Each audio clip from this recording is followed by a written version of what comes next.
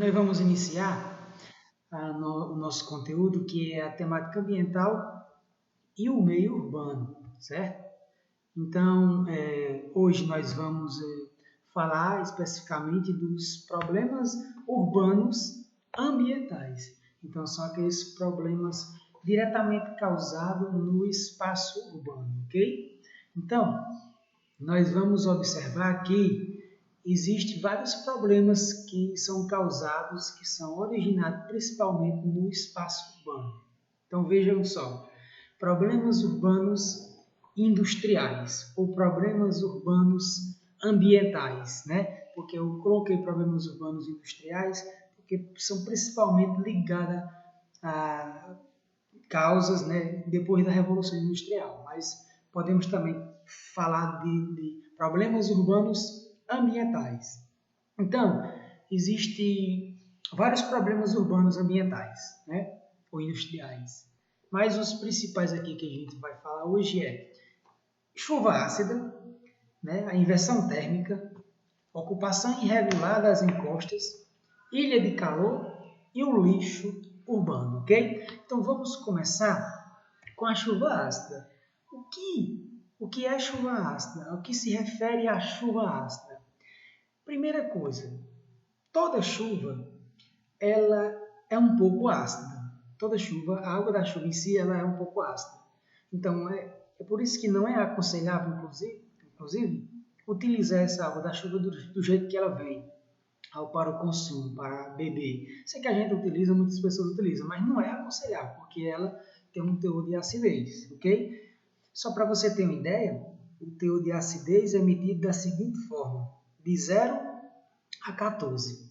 Quanto mais próximo do zero for o pH dessa substância, quanto mais próximo do zero, mais ácida essa substância será. 7 é uma substância neutra. 7 é uma substância neutra. Acima de 7 essa substância vai ter uma base fraca ou então ela tem uma base forte, ok? Então, digamos, 0 a 14. No meio aí, 7, se o pH dele for 7, é uma substância neutra. No entanto, nós vamos considerar a chuva ácida abaixo de 5,6. Então, o pH abaixo de 5,6 é que ela vai ser ácida. E não como outra substância que é abaixo de 7, ok? Então, a água da chuva é considerada ácida abaixo de 5,6. Até 5,7 ela não é chuva ácida ainda, ok? Então, vamos lá. Vamos entender o que é chuva ácida. Você pode pensar, chuva ácida é quando ocorre uma chuva, né, com um teor de acidez acima do considerado normal, ou seja, acima de 5 ou abaixo de 5,6 no caso, ok? Então, vamos pensar primeiro. Por que essa chuva ácida ela é ruim? Por que é? Né? Porque ela corrói o solo, porque ela contamina rios, porque ela compromete a vegetação, compromete as edificações, as construções, né? Provoca doenças respiratórias, oculares e dermatológicas, né? E onde é que ocorrem essas chuvas ácidas? Elas ocorrem principalmente em locais, em ambientes de grande concentração industrial e de veículos, né? Onde vai ter uma queima de combustíveis fósseis para a geração de energia e os gases lançados pelos veículos favorecem a formação da chuva ácida. Então, onde é que vai acontecer chuva ácida? Nos grandes centros urbanos industriais. É lá onde vai se originar a chuva ácida. No entanto, para que ocorra a chuva ácida, não é só esse fator de ter um grande centro urbano industrial. A questão do relevo também vai influenciar. Geralmente, locais que se formam chuva ácida são locais onde não tem uma circulação do vento. São tipo aqueles locais, cidades, grandes centros urbanos industriais que são cercados por serras, cercados por montanhas. Aí não tem uma circulação do vento para que esse vento possa levar esses gases que são emitidos pela indústria, pelos veículos, dissipar esses gases no outro espaço. E aí esses gases ficam circulando ali naquela área rebaixada, e aí esses gases vão se formar, né, juntamente com as nuvens carregadas, e aí quando chover, vai chover uma chuva com teor de acidez mais elevado, ok? Então, o fator é grande concentração industrial e de veículo, mas também o relevo. O relevo local também vai influenciar. Então, qual o relevo que vai influenciar? É uma área rebaixada. É uma grande concentração industrial numa área rebaixada, ou seja, cercada por serras, onde não vai ter uma grande circulação do vento. E aí esses gases vão ficar se acumulando nas nuvens. E na hora da formação da chuva, a chuva vai ser ácida, ok? Mas como é que ocorre a chuva ácida, pessoal? A chuva ácida ocorre principalmente pelo lançamento, ela é consequência do lançamento do dióxido de enxofre, né? Dióxido de enxofre e dióxido de nitrogênio. Então veja só, aqui ó, dióxido de enxofre e dióxido de nitrogênio. Esses dióxido de enxofre, que é esse aqui, dióxido de enxofre, ó, mais o dióxido de nitrogênio, ó, que é isso aqui, esse dióxido de enxofre mais o dióxido de nitrogênio, né, quando são lançados na atmosfera, quando o dióxido de enxofre se junta com o hidrogênio que está na atmosfera, né, nas gotículas de água, de H2O, vai ter as moléculas de hidrogênio. Então, quando esse dióxido de enxofre se junta com o nitrogênio, ou com o hidrogênio, melhor,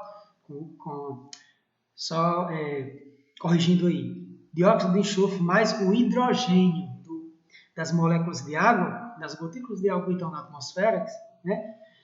Essa vai formar o chamado ácido sulfúrico, né? Então, quando o dióxido de enxofre que está na atmosfera, lançado pela combustão, né, queima de combustíveis fósseis, se juntar com o hidrogênio, vai formar o ácido sulfúrico, né? Ou o dióxido de nitrogênio se formando com o hidrogênio, vai se formar o ácido nítrico, ó, ácido nítrico. Então, a chuva ácida ela ocorre dessas duas formas. Ou vai chover com o ácido nítrico ou com o ácido sulfúrico, ok? Então, pode ocorrer os dois ao mesmo tempo, porque como são lançados os dois na atmosfera, pode ocorrer os dois ao mesmo tempo. Tanto como vai ter uma concentração na chuva ácida do ácido nítrico quanto do ácido sulfúrico.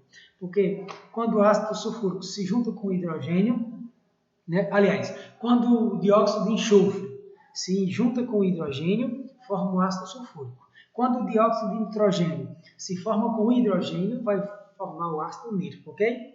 Então é assim que ocorre a chuva ácida, dessa forma. Lembrando que, né, essa chuva ácida ela ocorre em ambientes particulares, peculiares em alguns cantos. Aqui no Brasil, por exemplo, nós vamos ter somente aqui na região sudeste do Brasil e sul, onde vai ocorrer essas chuvas ácidas.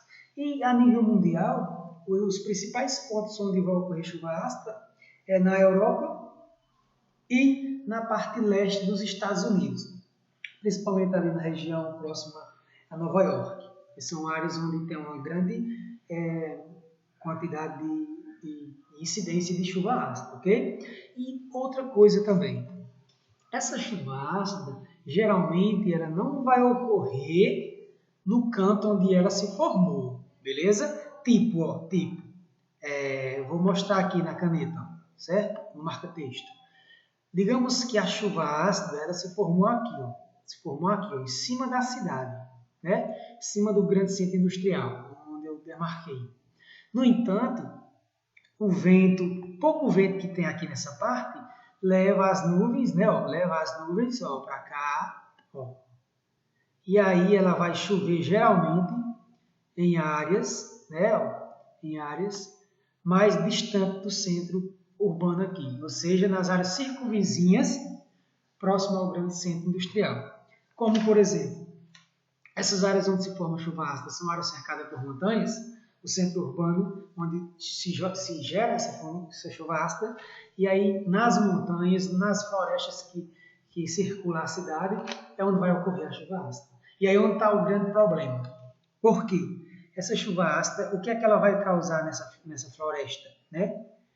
O que é que vai causar nessa floresta? Ela vai comprometer a vegetação. Compromete a vegetação. Ela vai aumentar o acidez do solo. Ela também pode comprometer os rios e lagos, pode ter consequências severas, morte de peixes, por exemplo. Pode comprometer também a agricultura. Pessoas que vivem na agricultura nas áreas circunvizinhas aí às cidades, né?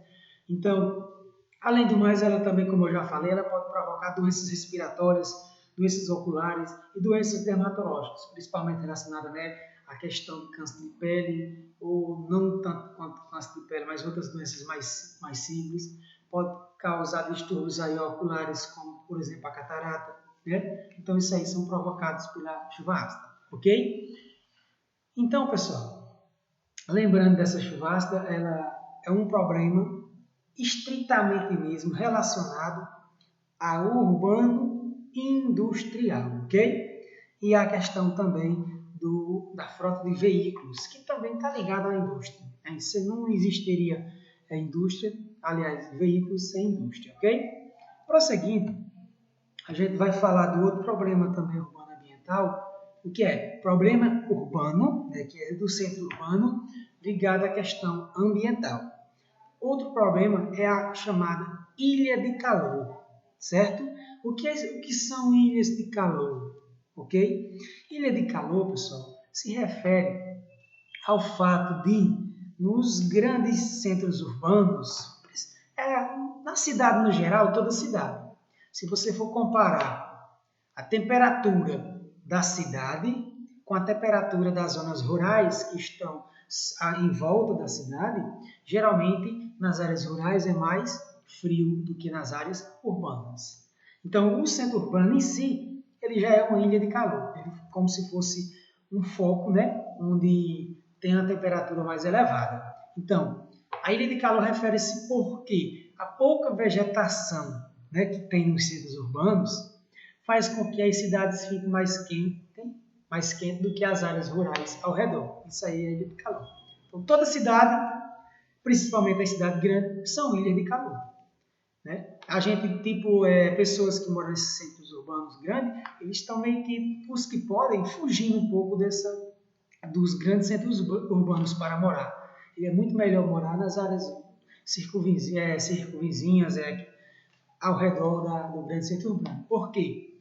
O ambiente é mais agradável, a temperatura é mais baixa, a própria poluição também é menor, enfim. Mas o que nós estamos falando aqui é da ilha de calor, ok? Então vamos entender por que ocorre ilha de calor.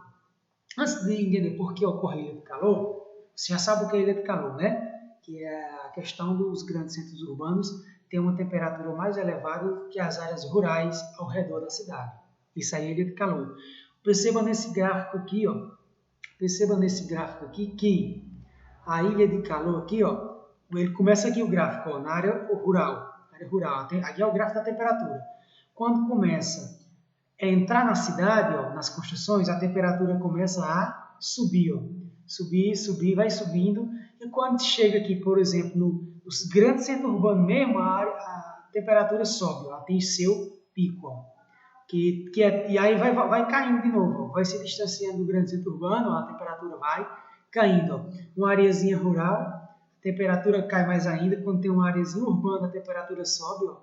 Aí aqui na área rural, a temperatura cai novamente, ok? Percebam que o grande foco mesmo da temperatura mais elevada é no grande centro urbano. Está vendo que aqui é o grande centro urbano? Aí onde a temperatura é mais elevada. Perceba aqui que nesse caso aqui, no grande centro urbano, a temperatura aqui chegou a quantos graus? 33 graus no grande centro urbano. Enquanto em áreas rurais, essa temperatura pode estar em 28 graus aqui, ó, 28, 29 graus. Então, você pode dizer, oxe, mas só 5 graus de diferença? 5 graus de diferença é muita coisa. Então, se for comparar com nós aqui, 33 graus é a nossa temperatura aqui, praticamente a maior parte dos dias do ano chega a essa temperatura, 33 graus. Mas, quando lá no mês de junho, julho, quando as temperaturas aqui para nós caem um pouquinho, que chega a 25 graus, 26, 24, a gente sente uma grande diferença, né? A gente diz que como está frio. Então, assim, tem essa questão de 5 graus dá sim diferença, muito, né? Então, isso aqui se chama ilha de calor. Agora vamos entender por que ocorre a ilha de calor. Percebam que, né, na zona rural, vamos comparar aqui esse esquemazinho. Na zona rural, tem menor retenção de calor. Menor. Então, quer dizer que na área rural, ela retém menos calor que é emitido pelo sol. Por que retém menos calor? Porque tem mais vegetação, né? Tem menos construções artificiais, tem menos concreto, menos ferro. Então, o concreto e o ferro que está presente na cidade retém mais calor do que as árvores, retém mais calor do que o subsolo, né, naturalmente, da área rural. Então, na cidade, vai ter uma média de 3 graus, chega até 10 graus mais quente do que na área rural. Por quê? Primeira coisa, porque na cidade ela retém mais calor do que na área rural. Esse é o primeiro fato e é o mais importante. Eles falam até na questão do concreto e o asfalto. O concreto e o asfalto que estão presentes na cidade, não tem como ter cidade sem concreto e asfalto, praticamente. Sem asfalto poderia até ter, mas a questão econômica, eles preferem a questão do asfalto em si. Então, o asfalto, o concreto e o ferro, ele faz com que a cidade retenha muito calor que é emitido pelo sol, né? E esse calor aí é um dos fatores que vai fazer com que a cidade seja mais quente. Ora, compare. Você vem aí de sua casa que mora na zona rural, ou então é uma rua que só tem calçamento, não tem asfalto. Meio-dia em ponto, tu está saindo de casa. Você sai de casa, está andando aí no seu calçamento, então na sua estrada de terra.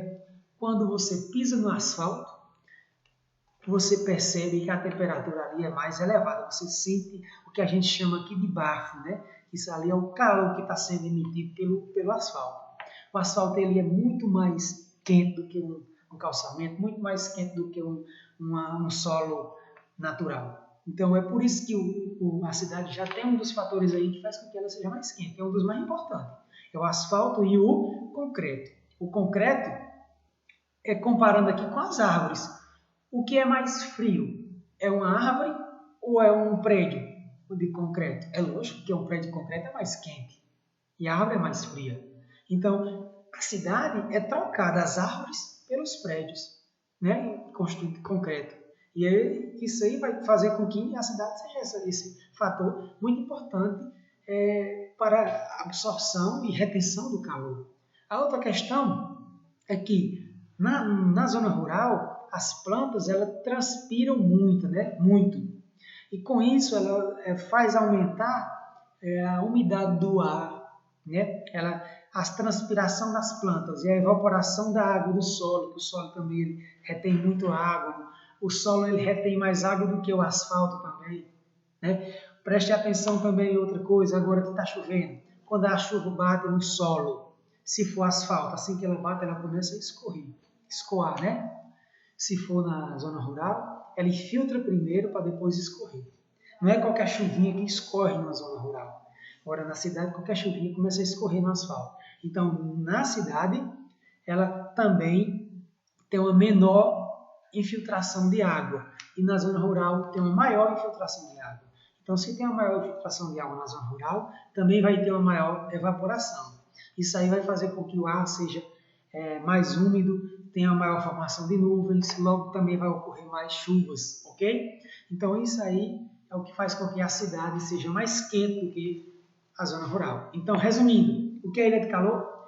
Resumindo, é você dizer que a cidade é mais quente do que a área rural, que está em volta da cidade. Pronto. Ilha de calor é um fenômeno dos centros urbanos ser mais quente do que as áreas rurais que estão circunvizinhas. Por que ocorre a ilha de calor? Porque na cidade é desmatado, derrubado árvores para fazer prédio, casas. Na cidade é jogada uma camada velha de petróleo, de borra de petróleo, que a gente chama de asfalto, e isso ali também faz com que tenha uma retenção maior de calor. né? E logo a cidade vai ser mais quente, ok? A questão do ferro também, também entra. A questão do ferro, ele esquenta muito, retém muito calor. Então, o ferro que está nas grandes construções, diferentemente de uma árvore, né? Pegue numa árvore que está no meio do sol e pegue no ferro. Qual é que vai estar mais quente? É lógico que o ferro vai estar mais quente. Mesmo jeito, pegue no solo, né, de uma calçada, e pegue na terra, ambos expostos ao sol, qual é que vai estar mais quente? É o cimento, né? A construção. Então, esse aí é o fator que faz com que os centros urbanos sejam uma ilha de calor, ok? Nosso próximo problema urbano ambiental é a inversão térmica. Essa questão da inversão térmica, ela é um pouco complicada, né? E eu quero que vocês façam leituras em casa, procurem entender mais, vejam mais videoaulas, porque tem outros professores que explicam de outras formas e você pode melhorar sua compreensão, né? Mas eu vou resumir, vou dizer basicamente o que é inversão térmica. Durante o inverno, a litosfera, né? A litosfera, que é a camada aqui mais próxima da superfície terrestre, a camada que nós estamos e áreas mais próximas da Terra, né? Camadas mais baixas da atmosfera, fica mais fria. E assim, o ar mais quente fica por cima, né? Fica por cima, configurando uma zona de tampão, porque não realiza a troca de ar, né, quente com o ar frio. Talvez você pense, não entendi nada. Vou explicar, beleza? A Terra, a camada da Terra que nós estamos aqui em cima, né, é na parte da litosfera, que é a camada mais superior da Terra. Essa camada aí, por ela receber a radiação solar, ela tende a esquentar muito, né? Esquentar muito. No entanto, então, se essa camada da Terra esquenta, logo a camada de ar que está próximo dela também vai esquentar. Por quê? Se a superfície da Terra aqui está quente, o ar que está próximo da superfície também fica quente. Então, naturalmente, existe um fenômeno de essa superfície da Terra aqui, quando esquenta, né, o ar que fica lá em cima, ele está mais frio. Então, esse ar mais frio, geralmente, ele é mais denso. O ar mais frio é mais denso, ou seja, mais pesado. Então, esse ar frio que está lá em cima vai descer. Quando esse ar frio descer, o ar quente que estava aqui embaixo, próximo da superfície, vai subir. E aí vai fazer essa questão da troca. O ar quente que está embaixo sobe, né? Porque o ar frio vai descer e vai empurrar ele. E aí, esse fenômeno naturalmente é bom. Por quê? Porque durante o dia, a grande emissão de poluentes dos carros, da indústria, é lançada aqui no ar que está próximo da superfície. À noite, ou final da tarde, vai ter essa troca. O ar frio vai descer, o ar quente que está aqui vai subir. O ar quente que estava aqui cheio de poluentes vai subir e você vai respirar um ar limpo, ok? Isso aí naturalmente ocorre. No entanto, no inverno, as temperaturas vão cair. Então não vai ter um aquecimento da superfície. A superfície aqui que nós estamos não vai ser tão aquecida. Então aqui o ar frio vai ficar embaixo. Então se o ar frio vai ficar embaixo, não tem como ele subir, porque ele é mais denso.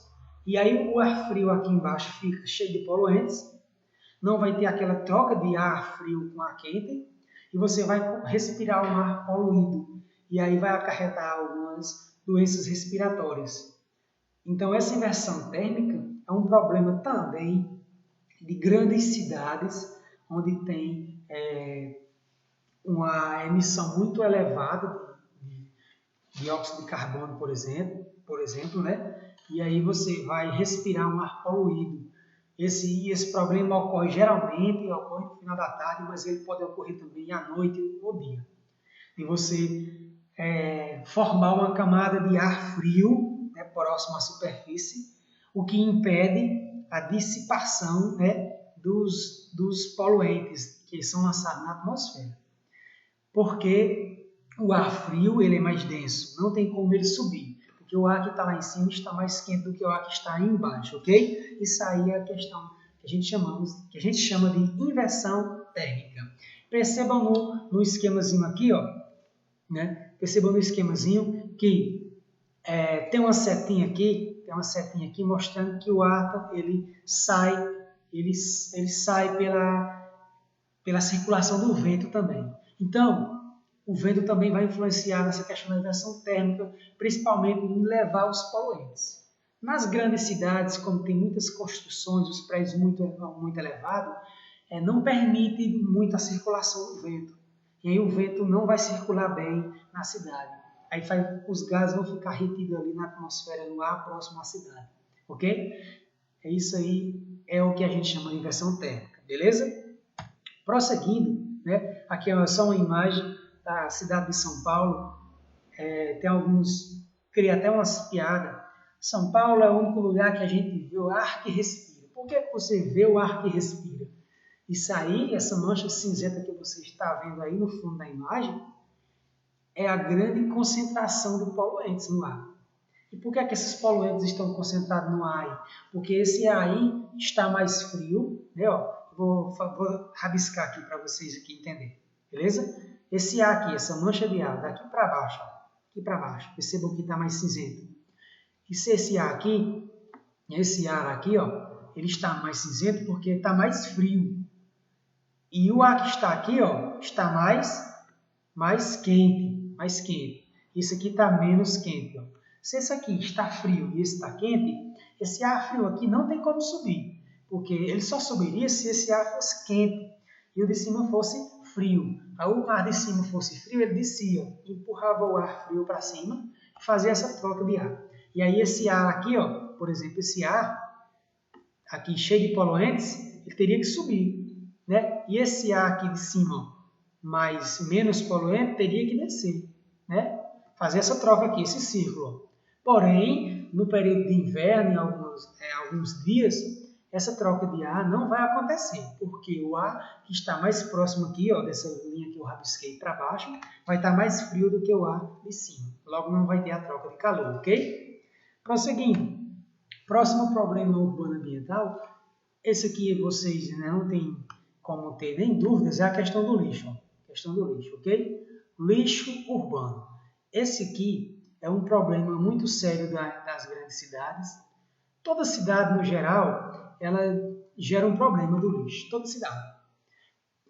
Por que gera problema do lixo? Porque o lixo ele tem que ter um destino mais correto, mais apropriado. Apesar de que o melhor para o lixo seria não produzir lixo. Não produzir lixo. O ideal seria nós utilizar somente coisas que nós não descartássemos. Né? Como, por exemplo, você comprar uma Coca-Cola retornável ou comprar uma Coca-Cola de 2 litros PET, por exemplo, de garrafa plástica. A garrafa PET você vai jogar ela fora. A retornável não, você vai voltar com ela no supermercado e vai comprar outra Coca-Cola e vai voltar com a mesma garrafa, não vai descartar ela. Então, o ideal seria se tudo que nós utilizássemos fosse dessa forma. Por exemplo, você vai à feira. Tu vai a uma feira comprar um arroz ou feijão. Tu levaste tua vasilha de casa. Esse aqui é o pote que eu boto o arroz. Eu vou comprar o arroz e já coloco o arroz dentro do seu potinho lá, ou dentro da sua sacolinha, que você não vai descartar. Chegar em casa você vai utilizar o arroz, quando for comprar de novo, tu vai levar a mesma vazia e vai colocar dentro de novo. Isso aí você vai evitar a produção de lixo. Então imagine só na nossa vida toda, nós utilizar tudo dessa forma, seria uma maneira de diminuir a quantidade de lixo. Mas nós vivemos na era dos descartáveis. Tudo que nós compramos, a maior 99% que a gente compra é descartável.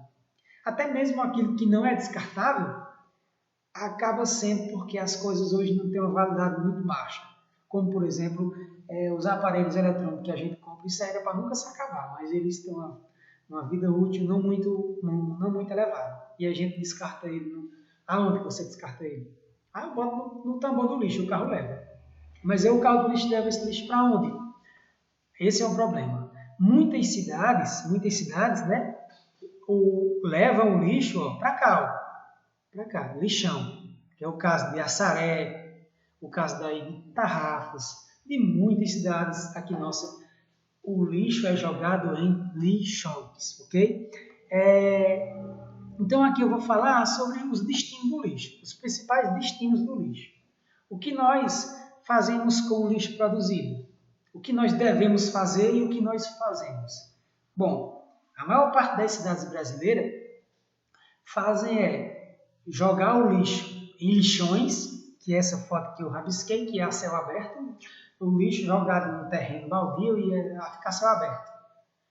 E outra grande parte faz aterros sanitários. Aterros sanitários. No entanto, esses dois aí, eles têm um problema seríssimo, seríssimo.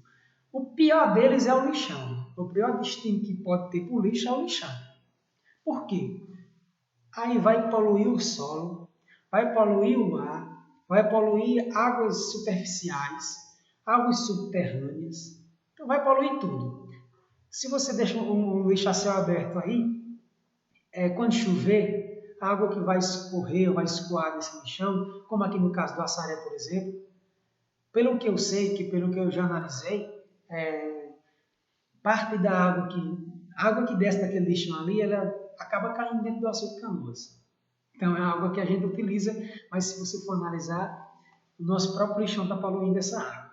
Então, não é só o caso daqui, o caso daí de Tarrafa de outras cidades, polui os córregos. E esses córregos eles não estão isolados. Como a gente chama aqui, uma grota cai dentro de um riacho cai dentro de um rio cai dentro de outro rio, e aí vai cair dentro de uma barragem, e etc. Essa água ela não vai estar isolada, ok? Então esse é o grande problema, a poluição das águas superficiais. A poluição do solo, o solo aí também fica poluído. Poluição das águas subterrâneas, porque é uma parte da água que infiltra aí nesse lixão, desce para o subsolo, e a água, se você cavar, como a gente chama aqui, o poço artesiano, pode sofrer poluição desses lixões, né? Então, tu pensar em água que não é poluída porque é uma água de um poço profundo. Sim, mas o seu poço profundo é feito aonde? Será que esse poço profundo ele não está tendo influência da água subterrânea que infiltrou desse lixão? Então, tem essa questão também. Além da poluição do ar, porque o lixo fica emitindo gases na atmosfera, o mau cheiro, né? Tudo isso aí é uma coisa ruim. Sobre o lixão, tem uma lei que estabelece que cidades que têm acima de 20 mil habitantes devem ter um destino mais apropriado para o lixo, deve ter aterro sanitário. O lixão é proibido em cidades acima de 20 mil habitantes, ok? Mas isso a gente sabe que não está funcionando bem. Então vamos para o segundo destino do lixo que você pode dar, que é o aterro sanitário. O aterro sanitário é uma alternativa boa, ok? Porém, se for feito da forma correta. Por quê? Muitos lugares aí, a única coisa que eles fazem é cavar no solo valas, jogar o lixo e cobrir de terra. E diz que fez um aterro sanitário. No entanto, isso aí não é um aterro sanitário de fato. Por quê? Você só está evitando a poluição das águas superficiais e a poluição do ar. Mas tu está ainda poluindo o solo e tu está ainda também poluindo as águas subterrâneas. Tá entendendo? Então não é uma medida eficaz ainda.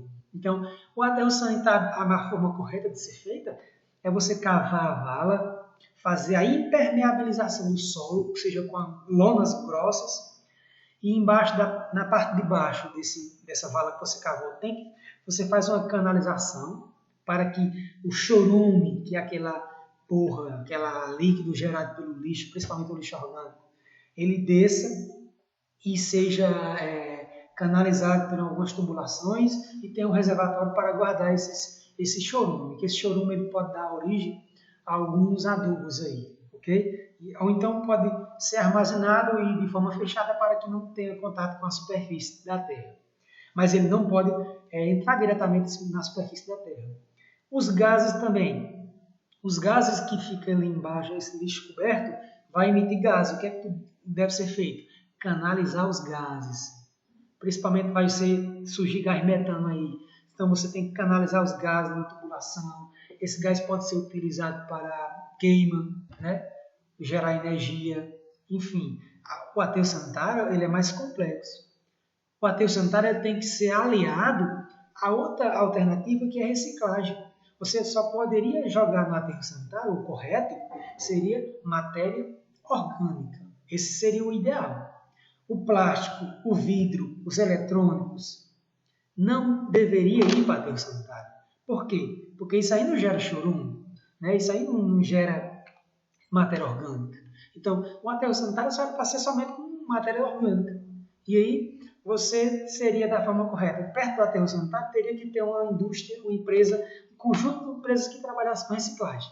Aí os caminhões do lixo chegavam, esses caminhões do lixo teriam que chegar com coleta seletiva, chegaria com plástico, deixaria num galpão, com vidro deixaria em outro, com papel em outro, com os eletrônicos em outro, e aí só jogaria lá na vala somente os orgânicos, ok? Isso aí seria uma alternativa de aterro sanitário correto, mas no Brasil poucos aterros sanitários funcionam da forma correta. A maioria só é feita uma vala, no mínimo eles colocam uma lona para impermeabilizar o solo, e aí depois que joga o lixo ali, cobre de terra, ok? A maior parte são feitas dessa forma. É melhor do que o lixão? É, mas ainda não é a medida correta. A medida mais eficaz que teria que ter é a questão de você reciclar, é a questão de você utilizar mais produtos orgânicos, né? Reutilizar. Então, o lixo, o melhor dele é não gerar lixo. Tem outras alternativas para o lixo? Tem. Incineração. Incineração, que é a queima do lixo. E aí você diz, mas incineração tem um problema, né? Emite gases poluentes na atmosfera. E é verdade. Essa aí é um problema dela. Mas, você pensar no seguinte, digamos que um lixo hospitalar. O lixo hospitalar, é melhor você queimar ele e ele emitir gases poluentes na atmosfera do que tu jogar ele numa vala dessa daí e poluir córregos, rios e o solo. É muito melhor tu poluir só o ar do que tu poluir córregos, rios e solo, porque isso aí nós vamos consumir a água, vamos plantar, né, então a vegetação vai sofrer com isso aí. Então a incineração é uma alternativa, mas tem um problema, que é a poluição do ar. E o outro, a questão da compostagem, que é você pegar a matéria orgânica e produzir adubos. É uma outra alternativa. Porém, a compostagem ela também só pode ser feita com produtos orgânicos. Produtos orgânicos, né? Então, ela é recomendada para a questão do lixo doméstico, em larga escala. Né? O lixo doméstico, a maior parte do lixo que nós produzimos é um lixo orgânico. Então, se você for parar para pensar, quais são os destinos corretos do lixo? É você juntar. Não a questão do lixão. O lixão ele não pode existir de possibilidade nenhuma. Mas o correto é tu ter um aterro sanitário de forma eficaz, correta, impermeabilização do solo, canalização dos gases, geração do chorume, né? Aí, aliado a esse aterro sanitário, tu ter uma reciclagem, né? E aliado a essa reciclagem, tu ter também uma geração de composto orgânico, a compostagem. Então, o certo é o conjunto, as medidas mais eficazes é tu ter elas integradas. Compostagem, juntamente com reciclagem, juntamente com aterro sanitário. E com a incineração. Tu pega na cidade, tu pega o lixo dos hospitais, tu incinera. Tu pega o lixo doméstico, que é orgânico, tu gera matéria orgânica. Tu pega aquele lixo que não gera matéria orgânica, joga no aterro sanitário, com a impermeabilização do solo, e vai ser a melhor medida, ok? Então, são o conjunto de medidas juntas. E pensando aqui, a melhor medida para se tomar diante do lixo é não produzir ele. É evitar a produção do lixo. É evitar desperdício. É tu reutilizar. Né? É tu pegar, por exemplo,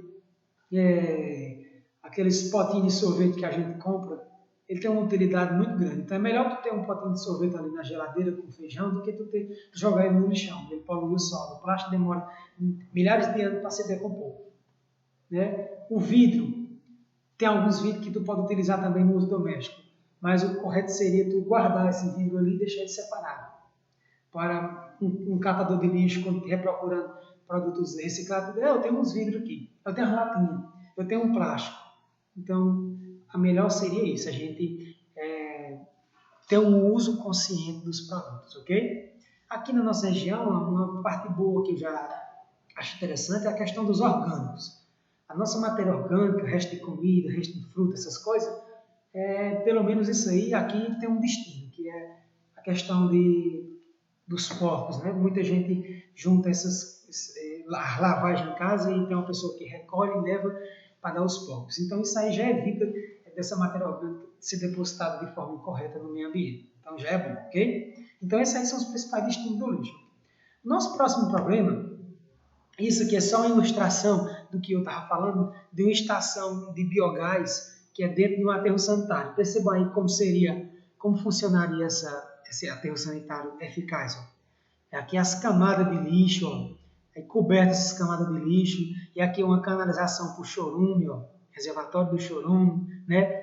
E a canalização para os gases, ó, né? A tubulação, e aí aqui, por fim, um gerador de energia, para gerar energia elétrica através do biogás, né? Do biogás originado do lixo que tu cobriu ali nessa aterro sanitário. Então é só uma demonstração de como funcionaria esse aterro sanitário de forma correta e eficaz, ok? Para o nosso próximo problema, que é a ocupação irregular das encostas. E aí esse problema de ocupação irregular das encostas, ele é bem peculiar, ele é bem assim típico das regiões serranas do Rio de Janeiro e São Paulo. A gente vê muito esse problema aí, dessa imagem que você está vendo, né? Que é um problema grave. Por quê? É um problema que, sobretudo, ele atinge diretamente as populações de baixa renda. Que, geralmente, essas populações de baixa renda que não têm capital de comprar um terreno no lugar apropriado, muitas vezes esses terrenos nem comprados são só invadidos mesmo e ocupados, eles acabam aqui ocupando lugares que são irregulares, encostas. Encostas, de acordo com a lei ambiental, ela deve ser preservada, tem uma distância, tanto em cima quanto na parte de baixo da encosta, que não deve ser desmatada. Ou seja, não deve ser desmatada, não deve ser construída. Por quê? Porque se você desmata uma encosta, se você constrói nela, significa que tu vai tirar a vegetação dessa encosta. Tu vai tirar a cobertura que protege a encosta. Então, quando tu tira a vegetação e constrói, a água que era para infiltrar de forma correta, ela não vai infiltrar. Ela vai penetrar somente na camada superior do solo.